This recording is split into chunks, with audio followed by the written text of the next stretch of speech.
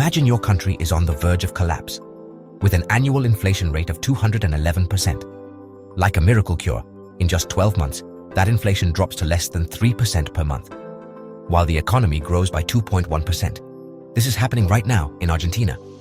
In this video, we will analyze step by step how Milei is applying an economic formula that seemed impossible. We will see what specific measures are changing the economic course, and if the current sacrifice of millions of Argentinians will really be worth it in the long run. Is Milei's recipe really the antidote that Argentina needed? Can you imagine running a country where prices go up by 25% every single month? This was the reality Milei faced when he became president. Argentina's economy was in such bad shape, people were comparing it to a really sick patient in the ICU. And for good reason. When Javier Milei took charge in December 2023, Argentina was on the verge of economic collapse. Every month, prices were skyrocketing. People's paychecks were losing their value in just a few weeks. As soon as they got paid, people would race to the store to buy things before prices went up again. It was a scary situation. Experts from around the world were predicting that things would get even worse, and that the tough decisions needed to fix things would cause a lot of unrest. Even the most optimistic predictions said the new government only had about 3 months before everything fell apart. Argentina was like a really sick patient that the doctors didn't think would make it. The government was broke.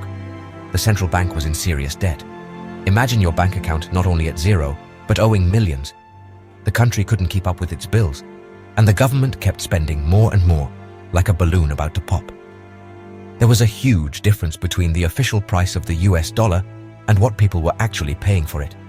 That's called the blue dollar, and the gap was more than 150%.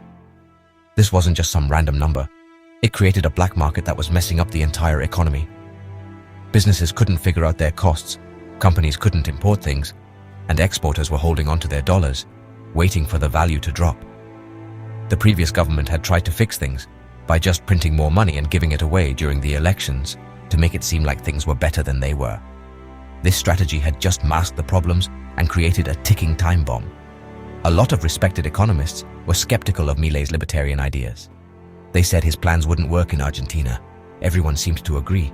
Turning this situation around seemed impossible.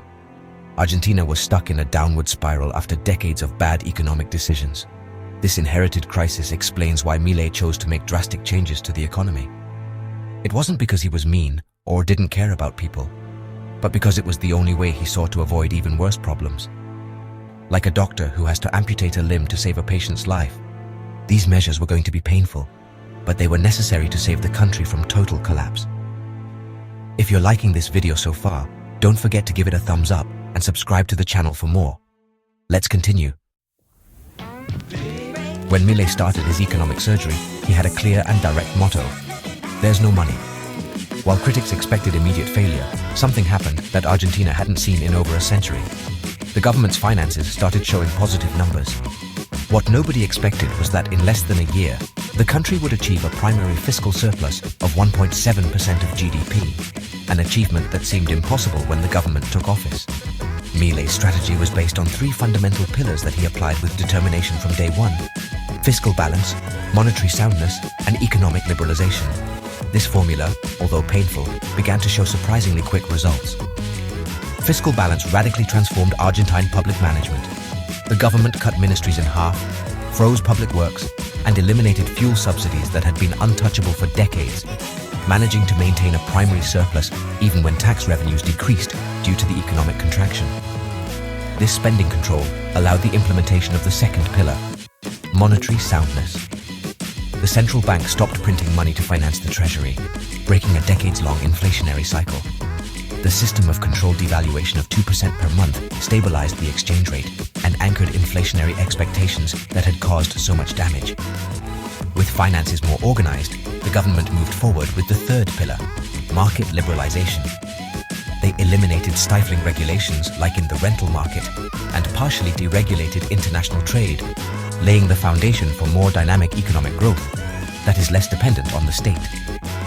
The support of the International Monetary Fund consolidated this strategy. The new agreement not only provided economic stability, but also allowed the refinancing of external debt under more favorable conditions, relieving pressure on public finances. The most surprising thing has been the social reaction. Despite the immediate pain of these austerity measures, the government has maintained approval ratings close to 50%, suggesting that a good portion of Argentines are willing to endure short-term difficulties in the hope of achieving lasting economic stability. The results were not long in coming. Inflation began to subside, and the country risk, although still high, abandoned the levels of imminent default, showing positive signs much earlier than experts had predicted. If you're enjoying the video, don't forget to like and subscribe to the channel so you don't miss more videos. Let's continue. Numbers don't lie. Surprising economic results. The indicators showed positive signs and revealed a reality that no one dared to imagine. While experts predicted years of economic suffering, Argentina experienced a growth of 2.1% year-on-year. Could it be that the model that everyone considered economic suicide is working against all odds? The story of Maria, a small business owner from Cordoba, reflects this surprising reality. After years of struggling to keep her business afloat, she is now hiring new staff. And it's not an isolated case. Argentina has more people working today than at any other time in its recent history, something that completely contradicts the narrative of a country in deep recession. Behind these numbers, there are a series of trends that are changing the Argentine economic landscape. Private consumption grew by 2.8% compared to the same period last year, debunking the theory that inflation fell because people stopped spending. Argentines are buying more, not less. This confidence is perfectly reflected in investment, which increased by 11.3% in the last quarter. Entrepreneurs are betting their money on the future of Argentina, something that hasn't happened in a long time. Simultaneously, GDP grew by 1.4% over the previous quarter, making the Argentine economy larger than before Milei took office. Most notably, these achievements are happening while inflation falls from levels close to hyperinflation to less than 3% per month. This combination was precisely what traditional economists considered impossible.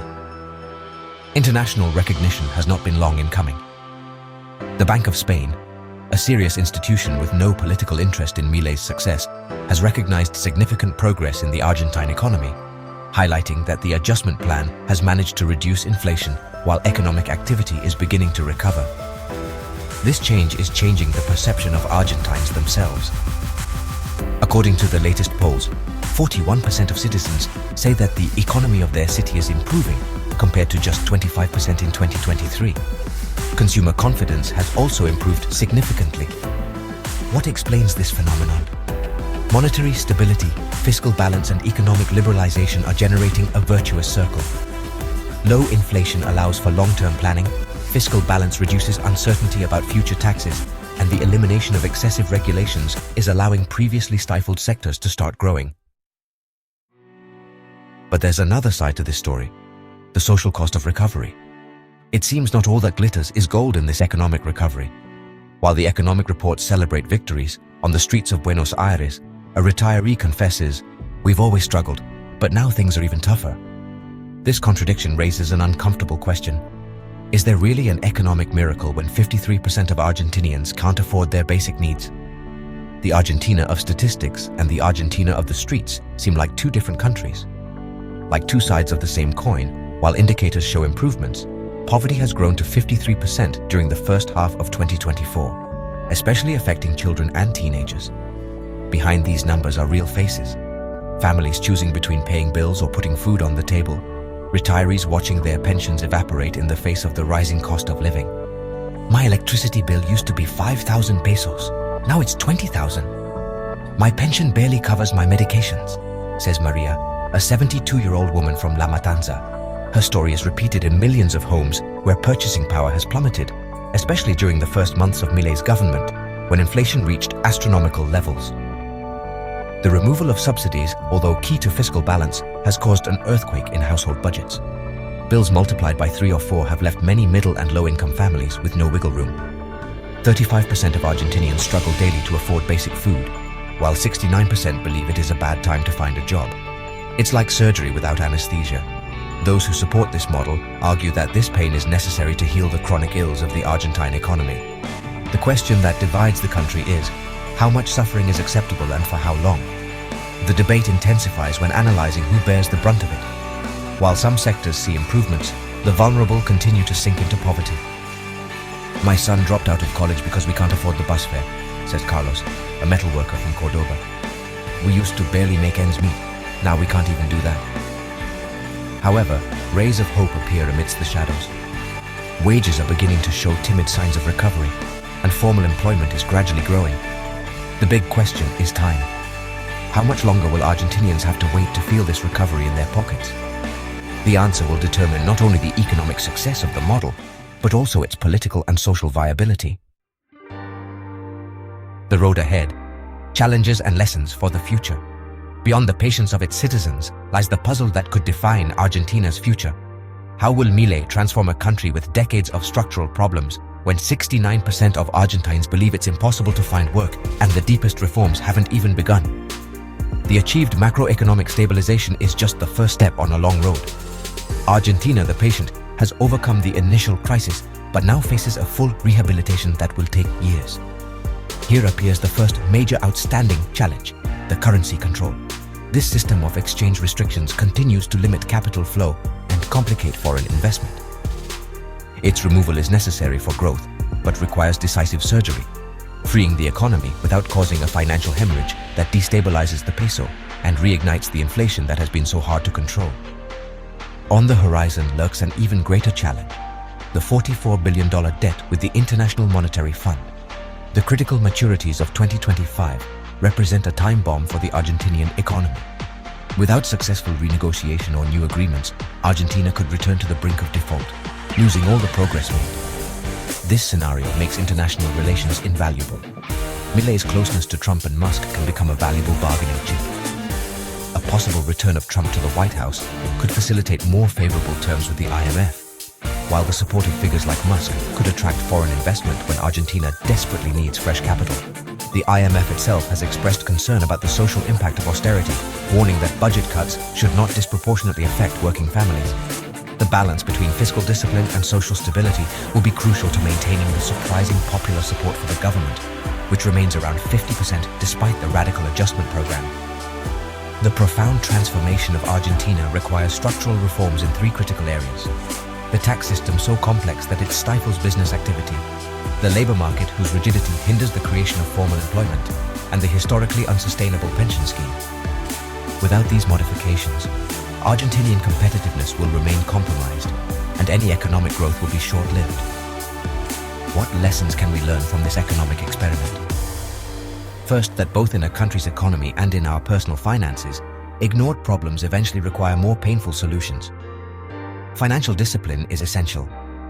Second, that temporary adjustments, although difficult, can create the conditions for sustainable prosperity if maintained with consistency and determination.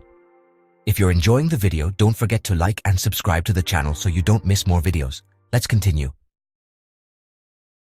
Looking at Argentina's situation, we find a strange reality. Even though the big economic numbers look good, many people aren't feeling this recovery yet. Poverty going up to 53% in the first half of 2024 shows that there's been a big cost for people. The Bank of Spain has said that Argentina is doing better at lowering inflation and balancing its budget. But the real goal is to make sure these improvements help people in their everyday lives. This economic experiment shows that big changes mean some tough times for a while. If similar changes were happening where you live, how would you get your finances ready? Is this short-term pain worth it in the end? Tell us what you think in the comments.